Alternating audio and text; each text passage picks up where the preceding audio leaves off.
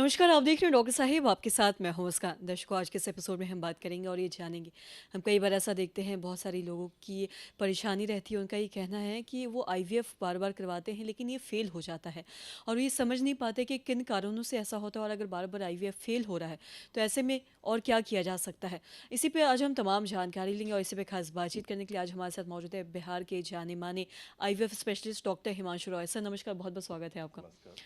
Sir आपसे जानना चाहेंगे, हम कई बार ऐसा देखते हैं बहुत सारे लोगों की ये दिक्कत रहती है, उनका ये कहना है कि बार-बार आईवीएफ भी करवाते हैं लेकिन वो भी फेल हो जाता है, तो अब इसके अलावा और क्या किया जा सकता है? ऐसे स्थिति में आपसे थोड़ा विस्तार से जानना चाहेंगे। थैंक यू मुस्कान जी। देखिए, पहले तो मैं ये बता दूं दर्शकों को कि आईवीएफ में आप ओवर एक्सपेक्टेशन लेके नहीं जाइए। ये आईवीएफ वन स्टेप ट्रीटमेंट नहीं है। ये ज़रूरी नहीं है कि एक ही बार में जिसको होना है वो हो जाएगा और उसके बाद आईवीएफ नहीं होगा। ये देखा गया है स्टडीज़ में कि लगभग 6 साइकिल लग सकते हैं आपको 90% प्रेगनेंसी रेट आने में। मतलब 100 लोग अगर इलाज कर रहे हैं, उसमें लगभग 90% लोग छठे साइकिल आते आते तक कंसीव कर जाएंगे। कोई पहले बार में कर जाएगा, कोई दूसरी बार में कर जाएगा। शादी के बाद भी ऐसा नहीं है कि जिसे बच्चा होना होता है वो एक ही महीना में हो जाता है। तो ओवर एक्सपेक्टेशन ट्रीटमेंट से आप मत रखिए। आपको मान के चलना है कि ऑन एन एवरेज एक साइकिल में आईवीएफ के ट्रीटमेंट से जो प्रेगनेंसी का चांसेस रहता है वो 25-30% से लेकर 40% तक होता है एवरेज, जिसमें कि उम्र कैसा है, ओवरी का रिजर्व कैसा है और एंडोमेट्रियल का डेवलपमेंट कैसा है, बहुत सारे फैक्टर्स होते हैं जिससे ये इन्फ्लुएंस्ड होता है किस लिए किया जा रहा है। तो पहले चीज़ है कि ओवर एक्सपेक्टेशन नहीं रखिए। यहाँ दिक्कत है कि लोग 3 साइकिल में ही सोचते हैं कि ज़रूरत से ज़्यादा हो गया। चूँकि यहाँ हम लोग के यहाँ आईवीएफ गवर्नमेंट के द्वारा सब्सिडाइज नहीं है, इंश्योरेंस वालों भी पैसा नहीं देते हैं, इसीलिए और ये महंगा इलाज भी होता है, तो गरीबों के लिए खासकर बहुत मुश्किल हो जाता है। और जिनके पास है भी पैसा उनके लिए भी वे ये नहीं जानते हैं कि इसका चांसेस हमको ओवर एक्सपेक्टेशन लेके नहीं चलना है। जहाँ तक आईवीएफ फेल होने की बात होती है, आईवीएफ मल्टीपल स्टेप्स पे फेल हो सकता है कि एग ही नहीं बने, तो वहाँ कोई आईवीएफ कराने जा रहा है और उसका एग डेवलप नहीं करे, जबकि उसको पहले हो रहा था, तो वो आईवीएफ फेलियर हो जाता है। और तो और हो सकता है कि आईवीएफ में एग्स निकल गए और सीमेन कलेक्शन ही नहीं हो पाया किसी रीजन से, तो उसके चलते भी कभी कभी आईवीएफ फेल होता है। और इस कंडीशन में हम लोग को एग को प्रिजर्व कर लेना रहता है और बाद में फिर हम लोग फर्टिलाइज करके उसको यूज करते हैं। साथ में जब एग निकल जाता है और उसको हम लोग फर्टिलाइजेशन जब करते हैं, तो नेक्स्ट डे देखते हैं कि उसमें जो मेल और फीमेल प्रोन्यूक्लियाई प्रॉपर फर्टिलाइजेशन होकर बनता है, एम्ब्रियो जिसको बोलते हैं, वो नहीं बनता है। एग अनफर्टिलाइज्ड रह जाता है आईवीएफ या इक्सी करने के बावजूद भी। हालांकि इक्सी के बाद चांसेस बहुत कम रहता है, लेकिन आईवीएफ में देखा गया है 10 से 20% केसेस एक ही दिन के बाद में वो फेल हो जाता है। इसको टोटल फर्टिलाइजेशन फेलियर बोला जाता है। इसके बाद हो सकता है कि थर्ड डे में फर्टिलाइजेशन तो हो गया, बट उसका डिवीजन जो होना चाहिए एम्ब्रियो का, अलग अलग सेल्स में 2 सेल फिर 4 सेल 8 सेल में, वो डिवीजन नहीं होता है और अरेस्ट हो जाता है, मैच्योरेशन अरेस्ट हो जाता है, उसका डिवीजन अरेस्ट हो जाता है। और क्लीवेज हो भी जाता है तो तीसरे दिन के बाद से जो वो 5वें दिन में जाता है तो वो एक अलग आकृति लेता है, जिसको हम लोग ब्लास्टोसिस्ट बोलते हैं। तो ये भी हो सकता है कि हम लोग जो स्टार्ट करें हैं, जो फॉलिकल्स हम लोग देख रहे हैं वो 20 फॉलिकल है, लेकिन निकलता है केवल 10 या 15 अंडा। उसमें से भी 10 पता चलता है 5 इमेच्योर एग्स है। अगला दिन पता चला कि जितने निकले भी मैच्योर एग्स, उसमें से फर्टिलाइजेशन प्रॉपर नहीं हो पाया।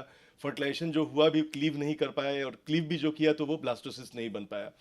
ब्लास्टोसिस्ट बन जाने के बाद हम लोग एम्ब्रियो ट्रांसफर करते हैं, और एवरेज 1-2 या रेयर केसेस में 3 एम्ब्रियोज भी हम लोग ट्रांसफर करते हैं, और 15 दिन बाद पता चलता है कि प्रेगनेंसी हुई कि नहीं। तो एम्ब्रियो बन जाने के बाद भी अगर प्रेगनेंसी नहीं होता है, तब वो लास्ट फेलियर का स्टेप होता है जो प्रेगनेंसी टेस्ट में हमें पता चलता है। तो आईवीएफ फेलियर अलग अलग, ऐसा नहीं है कि और तो और आईवीएफ में रुक जाने के बाद भी प्रेगनेंसी टेस्ट में भी पॉजिटिव आने के बाद 10-15 दिन बाद हम लोग जब अल्ट्रासाउंड करते हैं तो उसमें दिखता है कि बच्चा नहीं है। बच्चा बन जाने के बाद भी पता चलता है कि नहीं, बच्चा अबॉर्ट हो गया। तो आईवीएफ ये एक कोई ऐसा नहीं है कि हम लोग कब उसको आईवीएफ, वो भी आईवीएफ एक तरह का फेलियर ही हो जाता है। तो ओवर एक्सपेक्टेशन नहीं रखना है। जो एवरेज लाइफ बर्थ रेट की जहाँ तक बात होती है, पर साइकिल 20% 25% का होता है। और इसमें कारण जैसे मैंने बताया कि अलग अलग कारण हो सकते हैं। जिन जो कारण हम लोग जान सकते हैं उसका तो ट्रीटमेंट करके ही हम लोग आगे इलाज करते हैं। लेकिन इसके होने के बावजूद भी अगर नहीं पता होता है प्रेगनेंसी, तो उसमें अधिकतर में हम लोग अननोन कॉजेज होता है। एक बार जब एम्ब्रियोज को हम लोग डाल देते हैं यूट्रस में, उसके बाद हम लोग कुछ नहीं पता चलता है 15 दिन तक कि वो एम्ब्रियो का डेवलपमेंट हो रहा है कि नहीं। एम्ब्रियो और एंडोमेट्रियम में आपस में जो बातचीत होता है, जिसके बाद इम्प्लांटेशन होता है, वो सब अभी ऐसे टूल्स नहीं बने हैं, ऐसे मशीनें नहीं बनी हैं जो कि हम लोग अभी तक डालने के बाद हम लोग एम्ब्रियो का डेवलपमेंट 15 दिन तक देख सकें। जब ब्लड टेस्ट आता है उसके बाद से फिर हम लोग केमिकल प्रेगनेंसी उसको बोलते हैं और डेवलपमेंट देख सकते हैं। हो सकता है भविष्य में 10 साल बाद, 20 साल बाद या 50 साल बाद ऐसे टूल्स डेवलप कर जाए जिसमें कि हम लोग माइक्रोस्कोपिक स्ट्रक्चर्स को भी बाहर से देख सकें। जैसा कि अभी माइक्रोस्कोपिक स्ट्रक्चर्स को हम लोग निकाल के बॉडी से देखते हैं, लेकिन भविष्य में हो सकता है कि बॉडी के अंदर भी हम लोग एम्ब्रियो को देख सके। इतने अच्छे मशीन्स आ जाएं, इतना आप जानते हैं एआई का जो डेवलपमेंट हो रहा है, नए नए चिप्स आ रहे हैं, सेमीकंडक्टर, तो वो विज्ञान को बिल्कुल बदल रहे हैं और बहुत तेजी से बदल रहे हैं। तो जैसे जैसे टाइम आएगा हमको लगता है कि क्यों आईवीएफ फेल हुआ इसके बारे में हमें पता लगेगा। जी। और साथ ही जैसा कि आपने बताया बहुत सारे कारण भी आपने बताए आईवीएफ फेल होने का, मैं आपसे ये भी जानना चाहूँगी, अगर बार-बार अगर 3 बार या 4 बार अगर बार-बार आईवीएफ फेल हो जा रहा है, तो क्या उसके बाद भी ऐसा होता है कि अगर फिर से करवाते हैं तो या कभी-कभी प्रेगनेंसी के चांसेस भी हो सकते हैं? हाँ, आईवीएफ फेल 4 बार होने के बाद भी मैंने बताया 5वां, छठा साइकिल में हम लोग 10 साइकिल में भी प्रेगनेंसी होते हुए देखे हैं और 12 साइकिल में भी प्रेगनेंसी नहीं होते हुए देखे हैं और आईवीएफ फेल होने के बाद नेचुरल प्रेगनेंसी भी होते हुए देखे हैं। तो ऐसा नहीं है, ये सब खासकर उन केसेस में होता है जो लोग हड़बड़ा के आईवीएफ करवाने चले जाते हैं, जिनको एक्चुअली आईवीएफ की ज़रूरत भी नहीं है। उन्हें लगता है कि आईवीएफ का मतलब कि 100% प्रेगनेंसी रेट है, तो ऐसी बात नहीं है। बहुत सारे पेशेंट्स होते हैं जिनको कि आईयूआई या फेल हो जाए या आईवीएफ फेल हो जाए और वे बैठ जाते हैं कभी-कभी हताश होकर भी कि, या कभी-कभी ये सोचते हैं कि ठीक है 6 महीना बाद अब ट्राई करेंगे, पैसे की कमी के चलते या फिजिकल या मेंटल पेन के चलते, और पता चलता है कि उसी इंटरवल पीरियड में ही प्रेगनेंसी ठहर गया। तो ये अनहोनी नहीं है, जिनके भी ट्यूब्स खुले हुए हैं, बाकी कोई ऐसा एब्सोल्यूट फैक्टर नहीं है। उन लोगों को बीच में भी ट्राई करते रहना चाहिए प्रेगनेंसी के लिए।